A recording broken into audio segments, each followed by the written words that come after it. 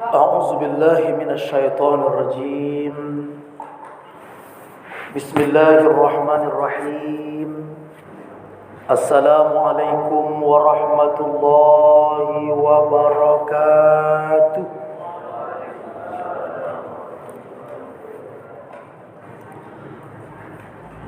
الحمد لله والشكر لله والصلاة والسلام على رسول الله. أشهد أن لا إله إلا الله وحده لا شريك له وأشهد أن محمدا عبده ورسوله لا نبي بعده.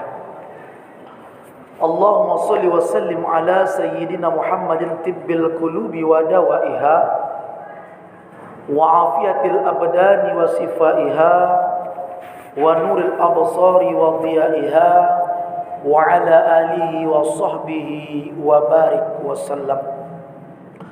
سبحانك لا علم لنا إلا ما علمتنا إنك أنت العليم الحكيم.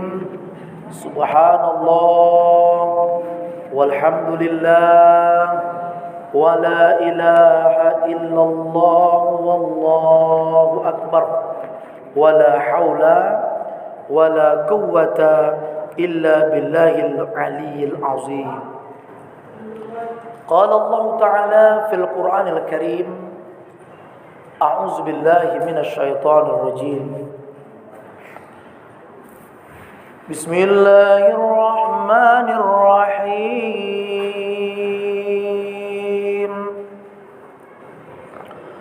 والذين آمنوا وعملوا الصالحات أولئك أصحاب الجنة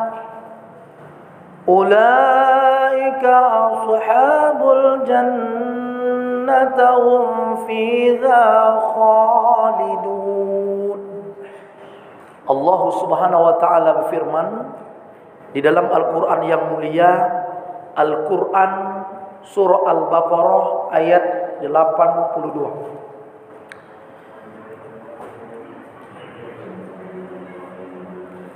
Dan yaitu orang-orang yang beriman dan beramal soleh,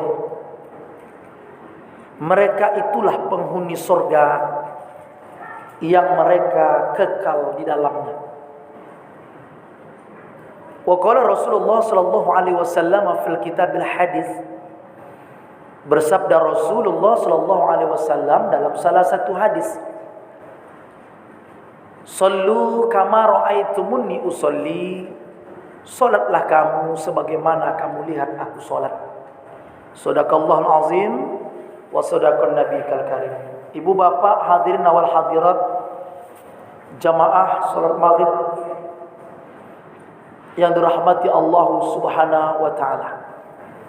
Bersama kita hormati Badan Kemakmuran Masjid Al-Manar, seluruh kepanitiaan Majelis Taklim Al-Manar, bapak-bapak, ibu-ibu, orang tua kami sekalian, tokoh-tokoh masyarakat yang tak dapat kami sebutkan satu persatu, insyaallah semua kita yang berhadir ini adalah hamba-hamba Allah yang selalu memohon ridha Allah Subhanahu wa taala. Amin ya rabbal alamin. Mari kita ucapkan syukur kepada Allah atas sisa-sisa umur yang masih diberikan Allah dalam hidup kita. Sampai detik ini kita merupakan hamba-hamba Allah yang masih diberikan kesempatan untuk hidup di alam yang bernama dunia ini. Sudah banyak orang-orang yang sudah berpulang ke rahmatullah. Ternyata sampai detik ini bukan kita orang yang dipanggil itu. Sudah banyak orang-orang dalam kondisi sakit yang sedang berbaring di rumah sakit, tak dapat melangkahkan kaki berjamaah. Ternyata itu pun bukan kita. Hari ini diberikan nikmat hidup, kesehatan. Sebagian kita diberikan pekerjaan yang sangat layak, kemudian diberikan pula jabatan, lalu dititipkan Allah nikmat-nikmat ini untuk menguji kita siapa yang terbaik amalnya. Dari itu, bila kita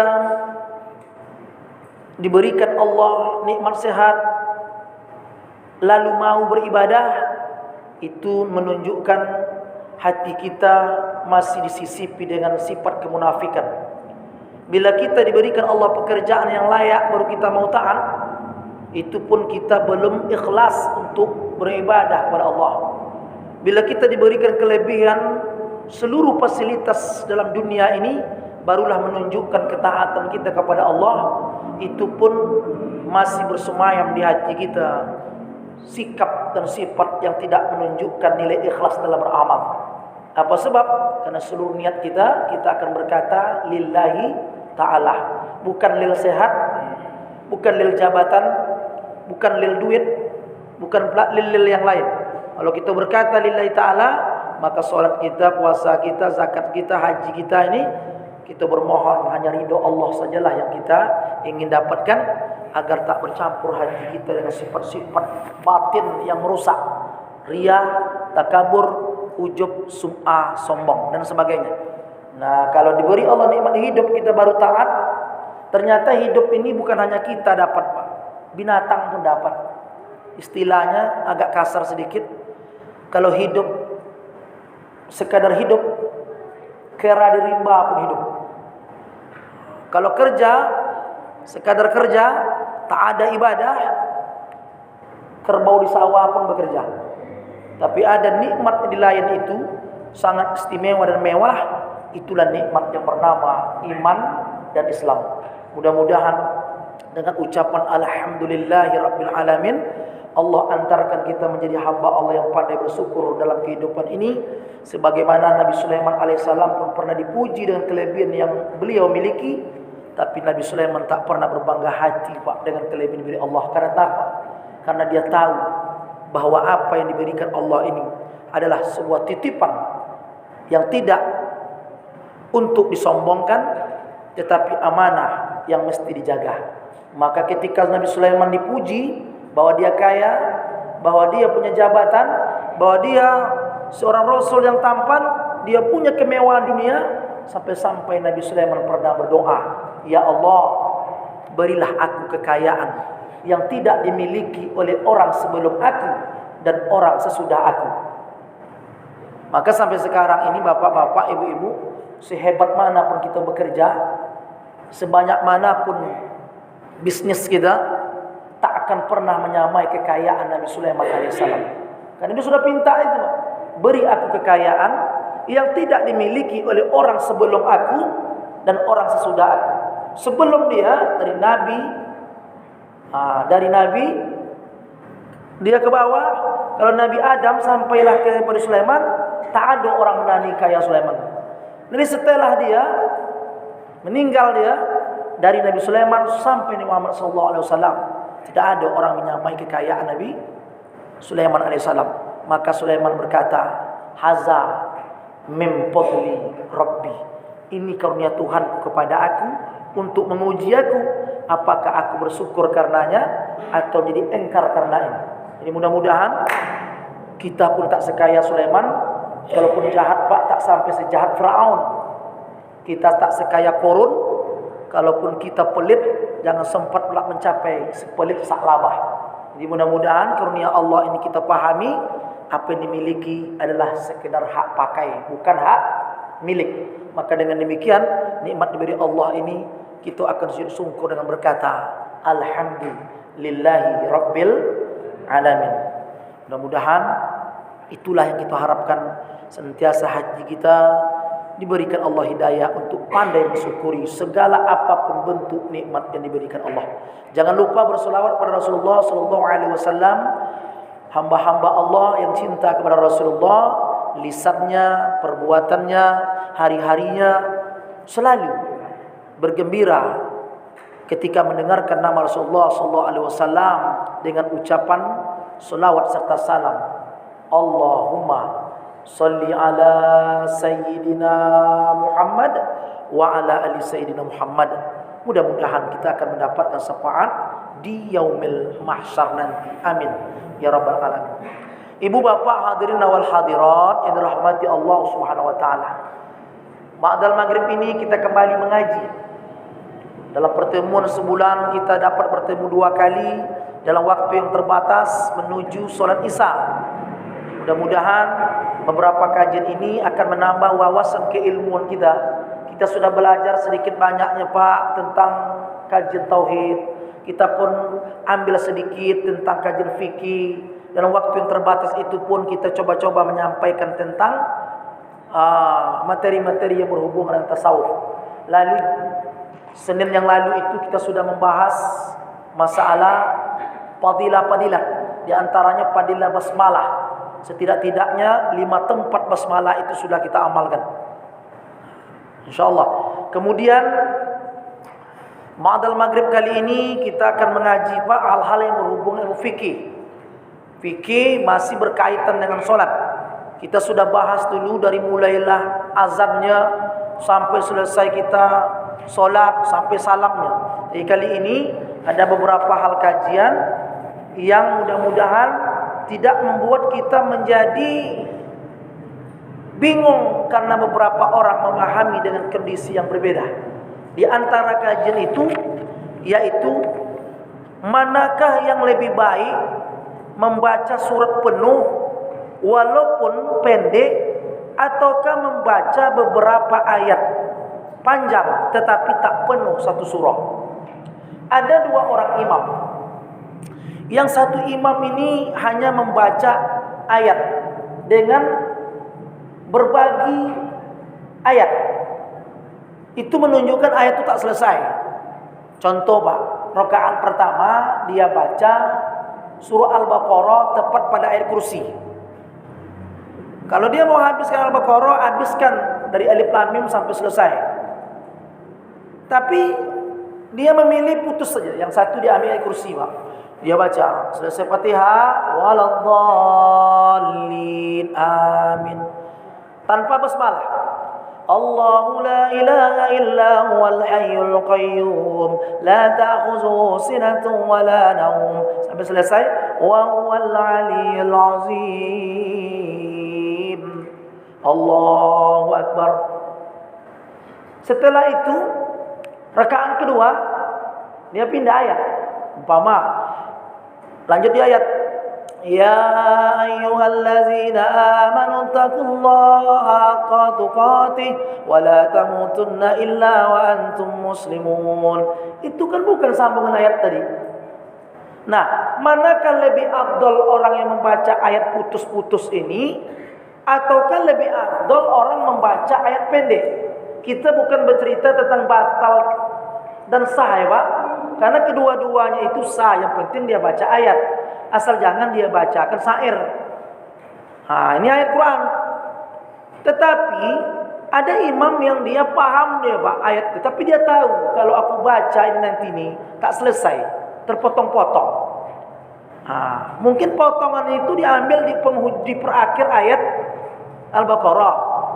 Umpama amanar rasulu bima unzila ilaihi min rabbihi wal mu'minun kullun amana billahi wa malaikatihi wa kutubihi wa rusulihi la nufarriqu baina ahadin min rusulihi wa qalu sami'na wa ata'na ghufranaka rabbana wa ilaikal masir.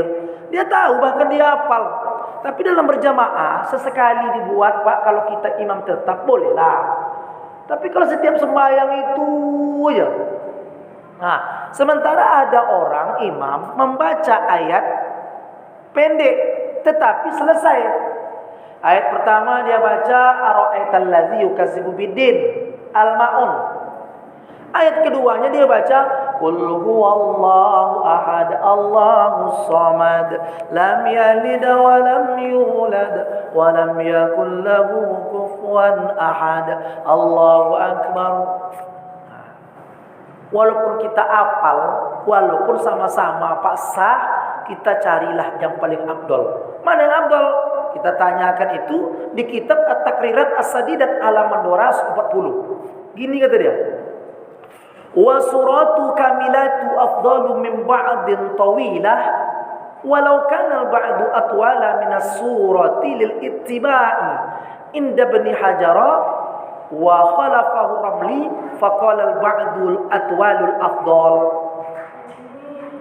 Dan satu surah kamilah, satu surah yang lengkap atau sempurna, afdalu min ba'din tawilah, lebih afdal daripada sebagian surat yang panjang. Berarti lebih afdal yang mana, Pak? Lebih afdal yang pendek tadi, tapi selesai.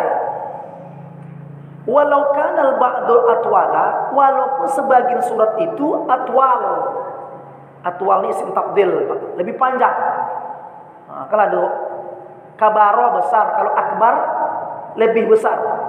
Itu isim tabdil, lebih atwala lebih panjang minas suratil ittiba, dari satu surah yang lengkap. Panjang ayat itu dibaca. Tapi tak tamat. Mama surah Ali Imran dia baca sampai 20 ayat. Selanjutnya dia sambung dengan 10 ayat. Kan panjang itu. Tapi walau kanal ba'du, walaupun sebagian surat atwalah lebih panjang minas suratil ittiba, satu surah yang lengkap, karena mengikut Nabi. Indah Bani Hajar, ini adalah pendapat Ibnu Hajar. Ibnu Hajar berpendapat eloklah yang panjang, yang pendek tapi selesai. Ibnu Hajar wa khalafahu Ramli, wa khalafahu ini kalau bahasa itu khilaf, berbeda pendapat. Wa khalafahu Ramli, berbeda pendapat Imam Ramli. Faqala, yang mengatakan al ba'dul atwalu afdal, bahwa ayat panjang itu lebih afdal. Jadi kenapa disampaikan dua pendapat nih? Nanti kalau bertemu kita, itulah imam itu. Tak tidak nak memilih ayat pendek-pendek aja. Alam terokai sentuh Allah. Setiap dia baca ayat sering tak selesai. Al-Baqarah diambilnya 10 ayat. Ini dia ambil 5 ayat. Imam Ramli berpendapat Pak itu lebih baik. Tapi Ibnu Hajar berpendapat yang pendek lebih baik. Itu menunjukkan yang mana pun dipakai, bolehlah dipakai sama-sama afdal. Anjuran sholat sunat itu di rumah apa di masjid? Nah, kalau kita kerjakan sholat sunat ini Pak di masjid semuanya, maka di mana letak posisi bahwa kita akan mengimami istri anak-anak kita sholat? Apa sebab? Karena jiran masjid sembahyangnya di masjid. Makanya orang sembahyang di masjid, jiran masjid, siapa jiran masjid nih? Arba'una, 40 kanan, 40 kiri, 40 depan, 40 belakang. Itu arba'una, jiran masjid. Sembahyangnya di masjid. Maka terjadi pendapat ulama, bagaimana kalau disolat di rumah? Fardu nih Pak. Sebagian ulama berpendapat solatnya sah, tapi tak ada pahala. Satu lagi, sebagian ulama pendapat tidak sah. Nah, coba Pak ngirinya ke jalan masjid. InsyaAllah kita jalan masjid, sholat di masjid. Nah sekarang sholat sunat itu afdalnya di mana? Dibuatlah di rumah. Sembahyang yang afdal sunat di rumah itu cari sunat istimewa. Jangan bilang kamu tahajudnya di masjid, duha di masjid, witir di masjid, tasbih di masjid. Di rumah disuruh, bukan di masjid. Tapi bukan berarti kalau di masjid dibuatnya salah. Ini kan cerita afdal. Mari kita pelajari ini Pak. Bapak yang mengaji ini bisa dilihat beberapa hadis, diantaranya riwayat Ahmad dan Ibnu Majah. Gini katanya, salatul rajuli fi baitihi tatawuan nuru faman syaa nawwara baitah. Salat tatawu, tatawu itu salat sunat. Fi baitihi, dikerjakan seseorang, salatul rajuli fi baitihi, salat tatawu di rumahnya itu sebagai nurun faman syaa nawwara baitah. Maka siapa-siapa yang ingin memberikan cahaya di rumahnya, maka lakukanlah di rumah apa ya. Tapi ada solat yang tak dapat kita jangkau sunat di rumah. Contohnya solat sunat qobliyah ba'diyah. Kita khawatir nanti kalau sembahyang di rumah tak dapat kita takbiratul ihram bersama imam. Kita sampai imam baca Fatihah. Maka posisi kita bukan masbuk, mu'api. Nah, yang diinginkan dalam hadis itu, kita berjamaah ini Pak mencapai target apabila dapat takbir bersama imam. Inilah yang paling dipilih. Dalam hadis itu diceritakan siapa yang mendapatkan 40 hari berjamaah tanpa tinggal sekali takbir pun, dilepaskan dia daripada sifat munafik dan api neraka. Mari kita bercermin sama diri sendiri, Bapak Ibu termasuk saya. Sampai umur segini ini Pak, kapan dan tahun berapa terakhir kita mengerjakan solat berjamaah 40 hari 5 waktu. Saya semalam itu tak pernah tinggal sekali takbir pun. Cobalah ingat-ingat umur sekarang. Dan itu sudah didapatkan oleh bapak-bapak yang berangkat ke Mekah solat arba'in. Tak tinggal. Tapi walaupun ada yang ke Mekah masih lalai juga dia. Udah biasa lalai di kampung. Tak dapat, rugilah waktu kita singkat di Mekah. Maka pacu lah 40 itu. Belum lagi sempat apa datang. Kalau subuhnya umpamanya jam 5 jam 4 kita dah bergerak jam 3, itu pun ramai orang. Tak dapat. Satu, yang kedua, berbahagialah sebagian saudara kita yang mungkin ada jamaah tabligh kita yang bisa mengikut meninggalkan ini Pak, usaha dunia dia ni, dia lanjutkan perjalanan 10 hari, 40 hari, dapat dia itu. Saya memandang pada sisi jamaahnya Pak, pada sisi lain, sisi mendapatkan berjamaahnya ni 5. Kadang awak dapat 10 hari, dah gelar subuh pula tinggal. Ini dah apa bersama imam. Allahu Akbar. Pada posisi itu belum sempat imam baca lagi Fatihah, kita pun Allahu Akbar. Bayangkan. Kita belum dapat. Itu Masya Allah. Mudah-mudahan kita dapat. Kita kapanlah tahunnya. Kita coba memacu itu Pak, dalam meningkatkan ibadah kita di tahun 1443 Hijriah ini, tahun baru Islam.